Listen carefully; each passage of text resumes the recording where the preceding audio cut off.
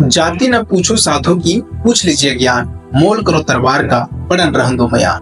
प्रसिद्ध कबीर दास की दोहा किसी जाति, किसी साधु, संत, महात्मा से नहीं है, बल्कि उस व्यक्ति की बात की जा रही है जिसके अंदर योग्य हो, गुण हो, महत्व। वर्तमान समय में हमारे देश में जातिगत जनगणना मानव सबसे बड़ा मुद्दा बन गया है। Leader of opposition Rahul Gandhi, in fact Congress की तरफ से कई वर्षों से मांग की जा रही है देश के अंदर की जातिगत जनगणना हो। अब वर्तमान समय में कई ऐसी राजनीतिक पार्टियां हैं जो इनका समर्थन कर रही है। हालांकि सत्तारूढ़ पार्टी यानी बीजेपी गवर्नमेंट लगातार इसे मुकरती रही है। उनका ऐसा मानना है कि देश के अंदर जातिगत जनगणना होने से कहीं ना कहीं देश के अंदर ध्रुवीकरण होगा। लेकिन देश की जनता के सामने तीन सबसे बड़ा सवाल है। पहला सवाल ये, क्या हमारे देश में जातिगत जनगणना सबसे बड़ा मुद्दा है या फिर बेरोजगारी सबसे बड़ा मुद्दा है? दूसरा सवाल, क्या हमारे देश में जातिगत जनगणना यानी कास्ट सेंसस होनी चाहिए या फिर स्किल सेंसस यानी कौशल जनगणना होनी चाहिए? तीसरा सवाल नहीं बल्कि ये सबसे बड़ा मुद्दा है, किस तरीके से हमारे देश के अंदर जाति और आरक्षण के नाम पर राजनीति की जा रही है, जो कि पूरे तरीके से हमारे देश को खोखला बनाती जा रही है और कहीं ना कहीं भारत के लोगों के संसाधन और मूलभूत सुविधाओं से वंचित रखा जा रहा है। आइए आज के इस एपिसोड में विस्तार से चर्चा करते हैं मुद्दे की बात में। नमस्कार, हमारा नाम है प्रणीत और स्वागत है आपका आज के इस वीडियो में। सबसे पहले सवाल के ऊपर हम लौटते हैं, क्या हमारे देश में जातिगत जनगणना सबसे बड़ा मुद्दा है या बेरोजगारी सबसे बड़ा मुद्दा है? वर्तमान समय में भारत दुनिया के सबसे बड़ी आबादी वाला देश है और भारत में काम करने वाले लोगों की संख्या यानी वर्किंग एज पॉपुलेशन पूरी दुनिया में सबसे अधिक है। ये आंकड़ा ILO के अनुसार यानी इंटरनेशनल लेबर ऑर्गेनाइजेशन के अनुसार 2011 में 61% था। यानी 2011 में काम करने वाले लोगों की संख्या हर 100 लोगों में से 61 लोग काम करने के योग्य थे, जबकि इस समय यानी वर्तमान समय में ये आंकड़ा 64% है। यानी हर 100 लोगों में से 64 लोग काम करने के योग्य है, जबकि ये माना ऐसा जा रहा है कि ये आंकड़ा 2036 तक 65% तक हो जाएगा। लेकिन वर्तमान समय में जिस तरीके से भारत के अंदर बेरोजगारी है, कहीं ना कहीं बेरोजगारी देश के आर्थिक परिदृश्य को कई बार ये चुनौती दे रहा है। वर्तमान समय में CMIE यानी centre for monitoring Indian economy के अनुसार वर्तमान समय में भारत में बेरोजगारी दर 9.2% है। यानी हर 100 लोगों में से 10 लोग बेरोजगार हैं। हालांकि ये आंकड़ा ग्राउंड पर कुछ और भी हो सकता है, क्योंकि जिस तरीके से बेरोजगारी हमारे देश में बढ़ी है, जबकि ये मई के महीने में इसी साल के मई के महीने में 7% था। यानी पिछले 3 से 4 महीनों में ये आंकड़ा करीब 2 से 2.5% की वृद्धि हुई है। जबकि महिलाओं में अगर देखेंगे तो घरेलू बेरोजगारी दर अगर आप देखते हैं तो इस समय 18.5% है। यानी हर 100 लोग महिलाओं में से अगर देखेंगे तो 19 महिलाओं के पास रोजगार नहीं है, जबकि ये आंकड़ा पिछले साल करीब 15.5% के आसपास था। वर्तमान समय में हमारे देश में कहीं ना कहीं बेरोजगारी हमारे देश की आर्थिक परिदृश्य को कई बार कई तरीके से चुनौती दे रहा है।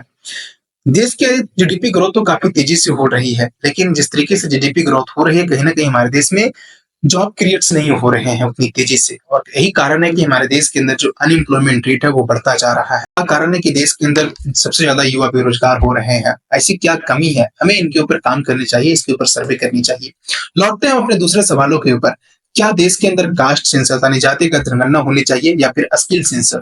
सबसे पहले बात करते हैं जातिगत जनगणना यानी कास्ट सेंसस की। हमारा देश आजाद होने के बाद से अगर देखेंगे तो आज तक कभी भी कास्ट सेंसस यानी जातिगत जनगणना नहीं हुई है। हालांकि 2011 में सोशियो इकोनॉमिक एंड कास्ट के बेसिस पे जनगणना हुई थी, जो कि इसका आंकड़ा अभी तक प्रकाशित नहीं किया गया है। देश आजाद होने से पहले अगर देखेंगे तो 1931 में जातिगत जनगणना हुई थी। उसके बाद से देश के अंदर कभी भी जातिगत जनगणना नहीं हुई है। ऐसे जनगणना होती है, लेकिन कभी भी जो आंकड़े होते हैं उसको प्रकाशित नहीं किए जाते हैं। सिर्फ SC और ST के लोगों की जो आंकड़े होते हैं उसको प्रकाशित किए जाते हैं। ऐसा इसलिए नहीं किया जाता है कि ताकि देश के अंदर जाति का आंकड़ा को प्रकाशित किया जाए तो कहीं ना कहीं देश के अंदर ध्रुवीकरण हो सकता है। अब सवाल ये आता है कि अगर जातिगत जनगणना अगर होती है तो क्या इसका हमारे पास कंप्लीट रोड मैप है? यानी जो लोग जातिगत जनगणना की मांग कर रहे हैं, क्या उनके पास एक कंप्लीट रोड मैप है कि देश के अंदर जातिगत जनगणना होने से देश के अंदर जो बढ़ती असमानता है, यानी देश के अंदर जो इनकम इनइक्वालिटी है या फिर वेल्थ इनइक्वालिटी है, यानी जिस तरीके से अमीर और गरीबों के बीच में फर्क है, क्या ये पूरी तरीके से समान हो जाएगा? दूसरा सवाल, क्या भारत को लोगों को अच्छी शिक्षा मिलने लग जाएगी इससे? क्या इस सेक्टर्स में इंप्रूवमेंट होगा? तीसरा सवाल, क्या भारत के लोगों की जो बेहतर स्वास्थ्य सुविधाएं मिलने लग जाएगी? क्या भारत इनोवेशन या टेक्नोलॉजी के मामले में दुनिया के जो टॉप मोस्ट देश हैं क्या उनको बीट कर पाएगी? या फिर चौथा सवाल, क्या भारत में जातिगत जनगणना होने से बेरोजगारी का आंकड़ा पूरी तरीके से खत्म हो जाएगा?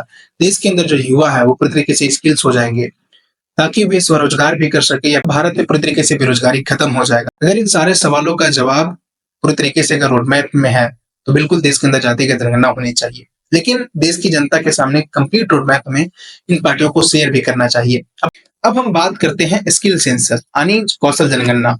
कौशल जनगणना हमारे देश के लिए क्यों जरूरी है? अगर कौशल जनगणना होती है हमारे देश में, स्किल सेंसस होती है, तो क्या भारत पहला देश होगा?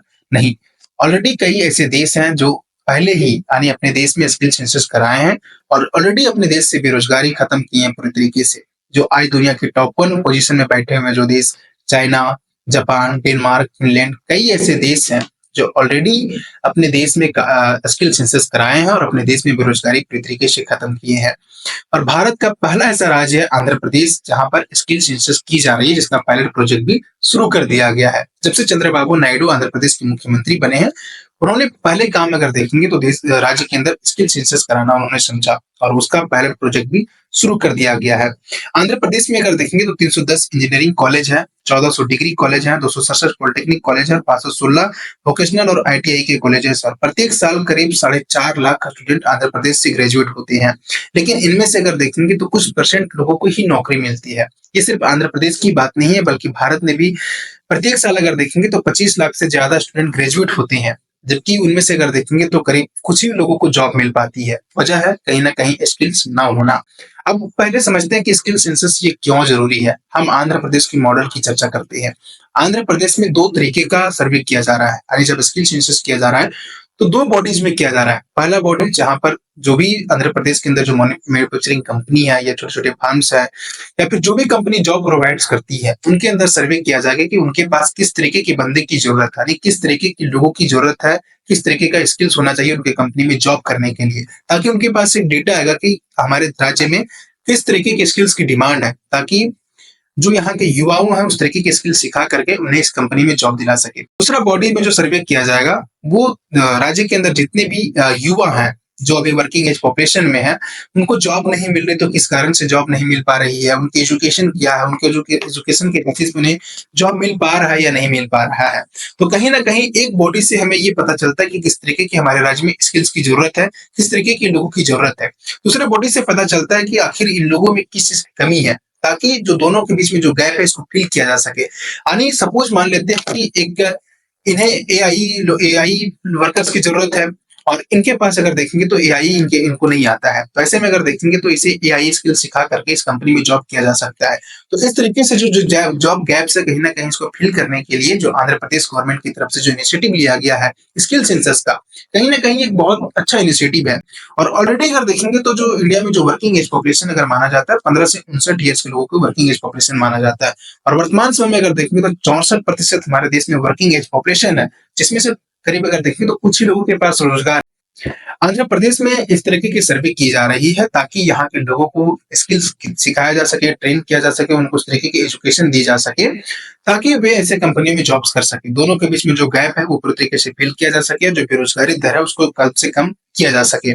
अब ऐसे में अगर देखेंगे तो जिस तरीके से आधार कार्ड है उस तरीके से अगर देखेंगे तो वहां पर एक स्किल्स कार्ड होगा, यानी आंध्र प्रदेश में जो भी लोग इसका लाभ लेंगे, जिस तरीके से सर्वे किया जाएगा किन्हीं को अगर स्किल्स सिखाया जाता है तो उस तरीके से उनके पास आधार कार्ड की तरह एक स्किल्स कार्ड होगा जिन्हें उन्हें जॉब दिलाने में काफी मदद करेगी। तो कहीं ना कहीं हमारे देश में भी पूरी तरीके से स्किल सेंसस होना चाहिए। हमें जातिगत जनगणना की पूरी तरीके से विरोध करनी चाहिए। अगर जातिगत जनगणना के आंकड़े अगर जारी किए जाते हैं, अगर रोडमैप है कंप्लीट तो होनी चाहिए। अगर नहीं है, किसी भी तरीके का रोडमैप नहीं है, तो बिल्कुल हमारे देश में जातिगत जनगणना नहीं होनी चाहिए, स्किल सेंसस होनी चाहिए।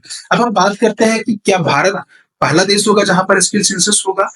चाइना ऑलरेडी अगर देखेंगे तो 2011 में इस तरीके का सेंसस किया था, स्किल सेंसस किया था, जिससे अगर देखेंगे तो अपने देश के अंदर जो बेरोजगारी दर था वो पूरी तरीके से खत्म किया। और यही कारण है कि चाइना अगर देखेंगे तो जीडीपी के मामले में हो या फिर बिजनेस के मामले में, इनोवेशन के मामले में और टेक्नोलॉजी के मामले में चाइना काफी इंडिया से बेहतर है। जापान, दक्षिण कोरिया, कई ऐसे राज्य हैं जहां पर ऑलरेडी स्किल सेंसस किया गया और मास लेवल पे देखेंगे तो वहां के लोगों को अगर देखेंगे तो पर कैपिटा इनकम से लेकर के उस देश की जीडीपी में भी इंप्रूवमेंट हुई है, कहीं ना कहीं बेरोजगारी दर पूरी तरीके से घटा है। यही कारण है कि इंडिया अगर देखेंगे तो ग्लोबल स्किल इंडेक्स में अगर देखेंगे 2024 में अगर देखेंगे तो इंडिया अगर देखेंगे तो 87 रैंक पे है। और पहले नंबर पे कौन है? पहले नंबर पे अगर देखेंगे तो स्विट्जरलैंड, दूसरे नंबर पे जापान, तीसरे नंबर पे जर्मनी, नीदरलैंड चौथे नंबर पे और फ्रांस अगर देखेंगे तो 5वें नंबर पे है। यही कारण है कि इंडिया में अगर देखेंगे तो कहीं ना कहीं स्किल्स की कमी है। और इस तरीके से अगर सेंसस होता है तो कहीं ना कहीं जो भारत इस समय जो स्किल्स इंडेक्स के मामले में अगर देखेंगे तो पूरी दुनिया में 87 रैंक पे है, हो सकता है शायद ये भारत 30वें रैंक पे आ जाए, काफी यहाँ की स्किल्स लोगों को सीख करके यहाँ पे इम्प्रूवमेंट हो जाए।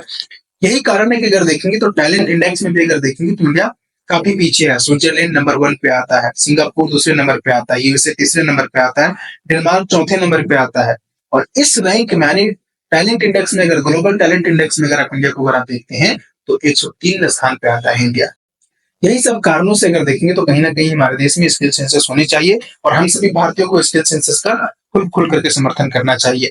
अब आते हैं तीसरे सवाल के ऊपर कि कैसे हमारे देश में जाति और आरक्षण की राजनीति पूरी तरीके से हमारे देश को खोखला करता चला जा रहा है।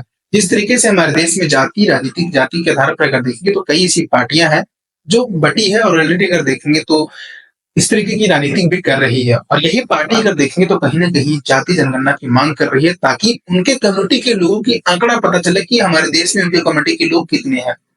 और कहीं ना कहीं ये जिस तरीके से जाति के नाम पर, धर्म के नाम पर जो राजनीति की जा रही है, कहीं ना कहीं हमारे देश को पूरी तरीके से खोखला बनाता जा रहा है। उदाहरण के तौर पर अगर आप बिहार की बात करते हैं, बिहार में पिछले साल जातिगत जनगणना के आंकड़े को प्रकाशित किया गया था और सबसे ज्यादा संख्या थी यादव की संख्या थी, आपको पता भी होगा।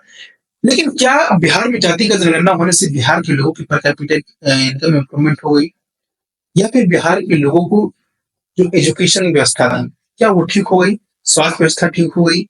क्या बिहार के लोग अब पलायन नहीं करते हैं, काम करने के लिए दूसरे राज्य नहीं जाते हैं? अगर इन सारे सवालों को अगर आप देखते हैं, अगर मन से अगर सोचते हैं, तो कहीं ना कहीं जातिगत जनगणना एक समझ में आता है कि एक राजनीति का अगर देखेंगे तो एक मुद्दा है, ताकि जातिगत जनगणना के आंकड़े प्रकाशित हो और उनकी कम्युनिटी के कितने परसेंट लोग हैं और जो लोग वोट कर रहे हैं कहीं ना कहीं जाति के आधार पर राजनीतिक पार्टी बनेगी और सभी लोग जाति के आधार पर बट जाएंगे, जो कि देश के लिए मानव सबसे बड़ा घातक होगा। हम सभी वोटर्स को सोचने की जरूरत है, जो पार्टी अगर अच्छी काम नहीं कर रही है हमें उसे वोट नहीं करना चाहिए। जाति के आधार पर, धर्म के आधार पर कब तक वोट करेंगे? हमें उसे वोट करना है जो हमारे बारे में सोचता हो, हमारे विकास की बात करता हो। बाकी वीडियो अच्छा लगा हो तो अपने दोस्तों के साथ शेयर करें, बाकी चैनल को भी सब्सक्राइब करें।